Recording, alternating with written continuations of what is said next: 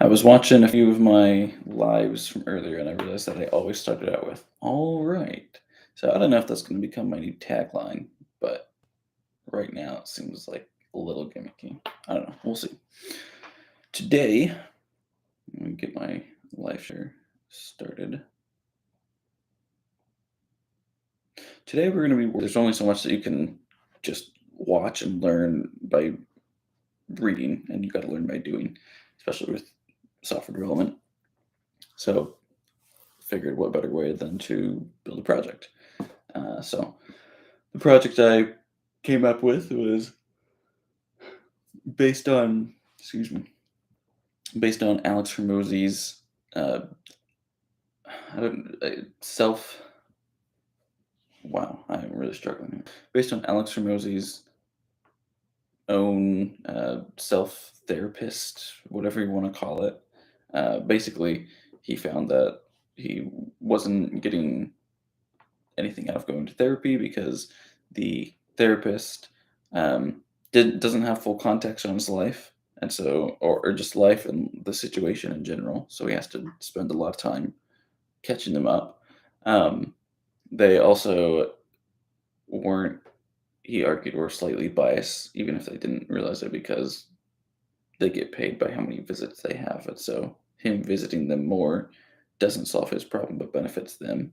So you're saying like conflict of interest there. Obviously, most therapists will not be thinking that or wanting to do that. They want to actually help their patients, but it was just that is true. It is a conflict of interest. And there was one more thing I can't remember off the top of my head, but the whole idea is that um, it's based off of the study of how humans are can give much better advice to someone to themselves if they don't realize it's themselves. And so there's a study done where people were given a story or a situation that is actually about them, but all of their own details that would make it obvious that it's them were stripped away or changed a little bit.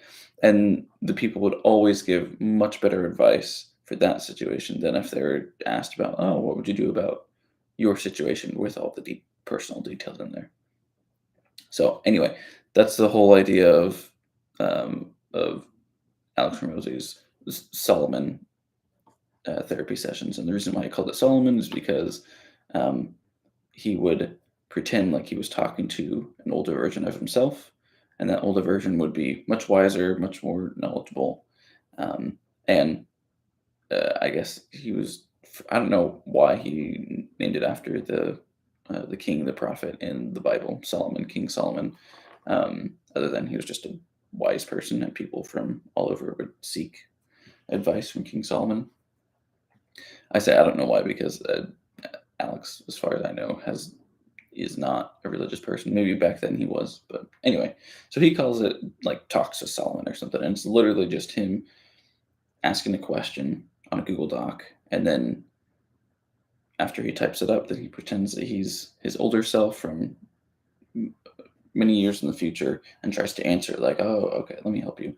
And anyway, it helps him to get pulled away from being stuck in his current um, frame of reference and helps him to really think, hey, in 70 years, or maybe not 70, 60 years, however old you think you're going to live to, is this really going to matter? What life experiences will I have had by then? Yada, yada, yada. So, anyway, um, I think I've done enough explaining. If you're still interested or curious, just look up Alex Ramosi, Solomon, or something like that, and it'll come up. Um, so I'm wanting to obviously the idea can completely be solved by doing what he did, Alex did, and just using the Google Doc.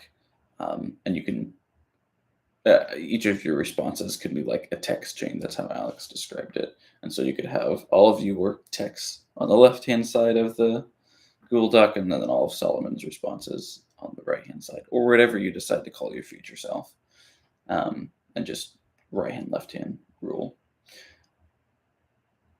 But I was wanting to. I thought it would be kind of cool to create an app or a web app, I guess, that would do that. That would mimic a text exchange, and could kind of prompt the user. So maybe depending on who's texting, the background or something changes, and there's a little prompt that's like reminding the user to put themselves in the shoes of their older selves. Or I don't know, something like that. It's kind of a silly project, but I thought it would be cool because um, it's fairly easy from a technical standpoint, and I always thought it would be kind of nice to have that. And then the other reason was I can comment on certain videos and say like, "Hey, made this project, check it out." Like, uh, there's a way for me to get it out to some users who might actually use it. I don't know. Who knows? Probably not, but maybe some people will find it useful. So, let me put this back in. This is Excalibur. I use it for everything when it comes to writing down ideas and stuff. Um,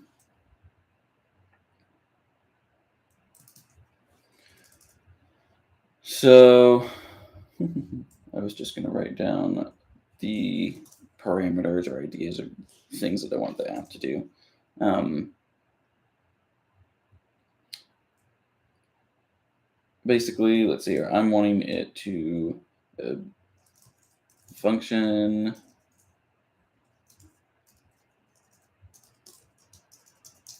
like a text exchange between you and your future self. Um,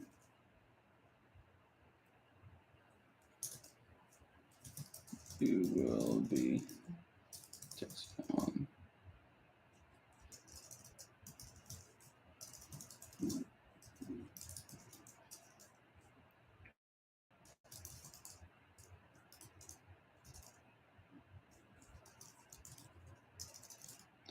There should be some obvious indication that you uh,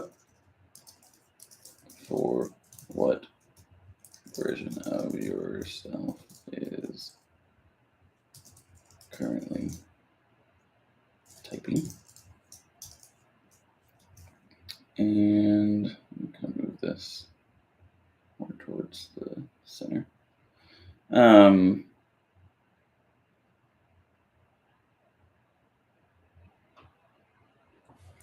let's see here. What else? Do I think that's pretty much it. Like, I just want someone to be able to text, look like a function, and look like a text exchange. Um, oh, actually, it would be kind of cool if you could save chats, like kind of like ChatGPT. So the ability to create new conversation threads similar to ChatGPT. And I think that's it. When I'm imagining, I open it up, whether it's on my laptop or in like a web browser. Maybe sometime I'll put it into like a wrapped app, like Ionic or something like that. An app that wraps the web app in a web view. Try saying that 10 times fast or 3 times fast. So I open it up and then I start texting or typing, and it just um, looking like a regular text exchange back and forth. Um, I could probably say that more here. Excuse me. Maybe some sort of prompt reminder to the user when they are their future self to remind of what frame of mind they should be thinking. Something like that. Isn't that the right way to spell prompt? Oh, there we go. All right, something like that is what I'm thinking. I think that's good enough for now. We can obviously come back and restructure, but something like that is what I'm thinking.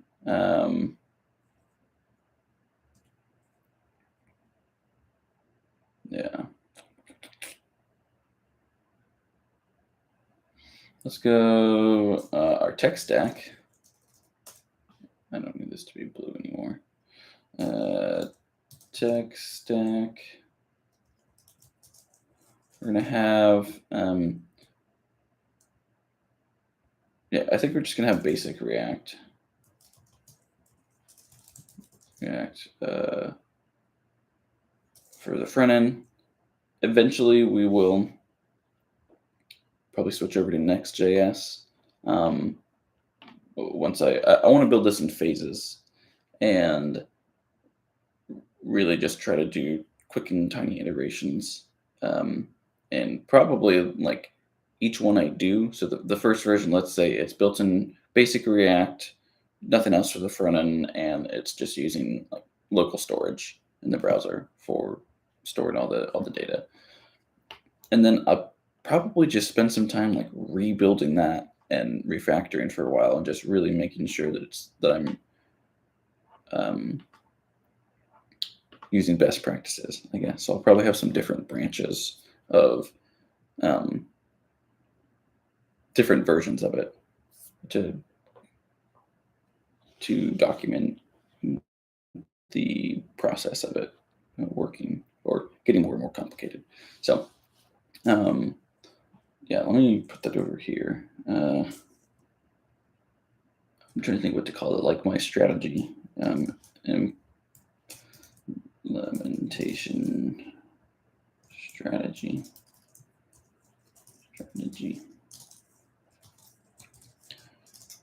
Build in iterations. Keep all functioning versions on their own branch, so you have a timeline of what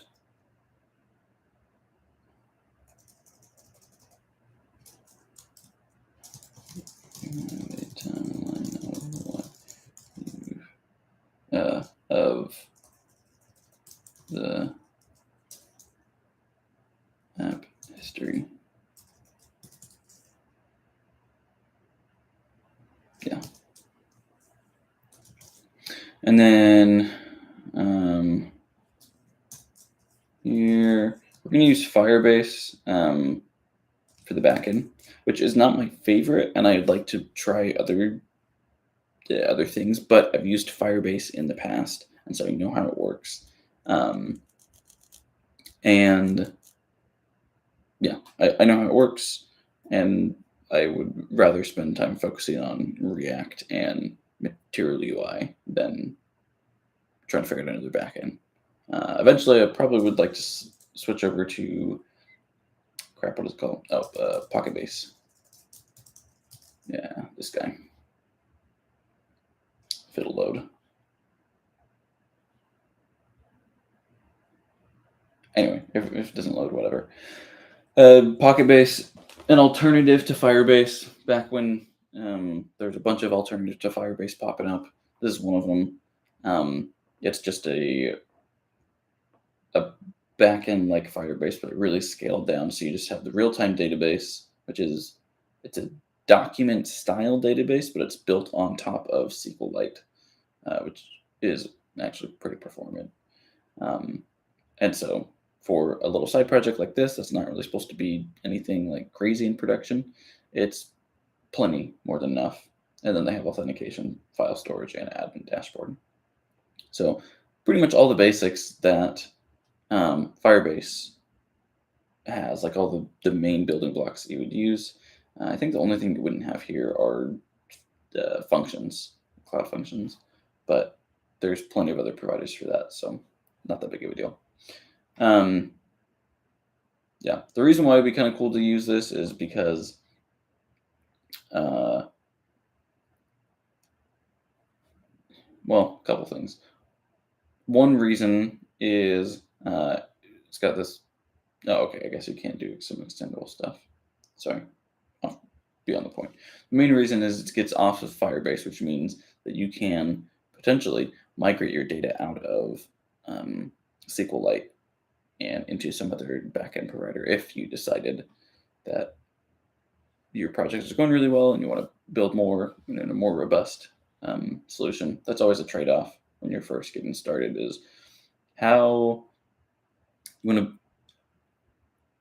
how complicated do you want it to be? Your tech stack to be, because the simpler it is, the faster you can get up and iterate, the faster you can get out to people, the faster you can have um, a beta version and have people use it, whether that's just family and friends or actual users, and ideally users, to see, do people actually like your product? Because people can say all day long that they'd use it. People can say all day long, pledge GoFundMe or whatever, but if people don't actually use it, then you know, not useful. So you want it to be fairly simple, but at the same time, Firebase, your data is kind of locked in, and it's harder to get it out. So with this, you're just dealing with a regular SQLite database. The other one I'd like to learn is Superbase. This is definitely much further on the scale of complicated, and like there's probably not a reason to move off of Superbase like while you're building out. And when you did want to move off of it, you would have plenty of funding. You'd be a decent sized company, and you'd have the employees to actually move it off. Um, so the main reason for me wanting to learn Superbase is uh, there's a lot of it's built on open source technologies like Postgres, and then there's a lot of nice things that help to kind of make it easier for you to develop using these technologies, but you still have to really understand what's going on underneath the hood. And you can do things more manually if you want to. You don't have to let Superbase do it all for you. And so I think it'd be a really good way for me to learn some of these other uh, technologies and stuff, or like the storage. Like on the back end, it uses AWS, and you can have it. You can hook it up to your own storage account and be a lot more granular, have more control. Um, anyway, so that would be good to learn for me. Even the authentication, like that goes down into the Postgres database, whereas a lot of the other authentication, like Firebase, that just kind of abstracts it away, and like I don't really know how that works. Um, anyway, getting a little off topic, but uh, yeah, eventually we'll do Superbase, but excuse me, near future Pocket Base, and for now, for this Solomon project, we're just going to do Firebase because document database is totally fine, and I don't need to pull it out. Also, Firebase has a bazillion read writes that are free. So as opposed to Pocket Base, you got to pay $5 for a little virtual private server. Not that big of a deal. It's $5 a month, but it's something to worry about. Whereas Firebase, I highly doubt I will get enough users using the app that I'll ever be close to charge anything. So that's the reason for that. Yes, basic React. I guess I should have said UI or front end. Basic or plain React. Material UI, the whole reason why we're doing this. And that might be it. This is backend. I think just Firebase, and then we can just say others. And right now I can't think of anything else that we would need to. Oh, like we're gonna host it. We'll use GitHub. GitHub, and yeah, I think we can just host on GitHub static pages. I don't see why we wouldn't be able to do that. Um, if not, no big deal. I'll host somewhere else.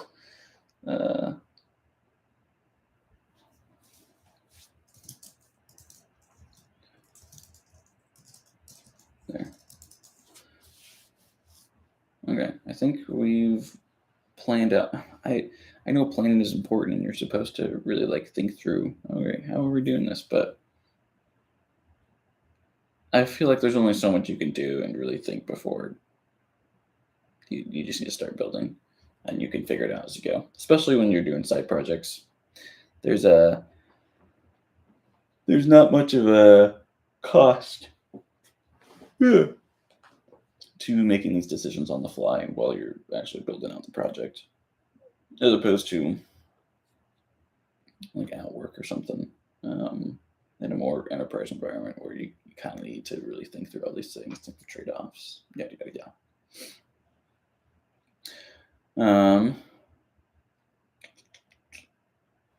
Yeah, sweet. Okay.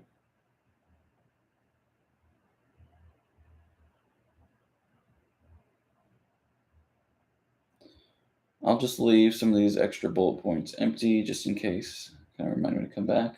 And yeah, one sec. Just gonna respond to my wife. And yeah, let's take like a quick 5 minute break here, or maybe even two.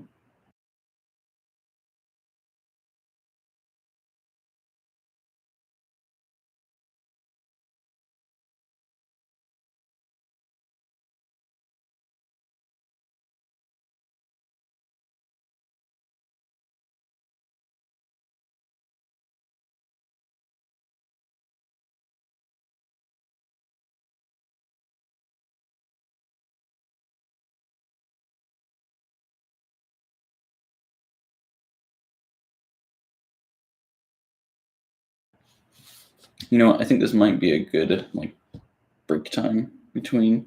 I'll edit this stream to just be named like planning session or something. Um, but yeah, we'll get started on actually setting everything up um, later, and I'll be back.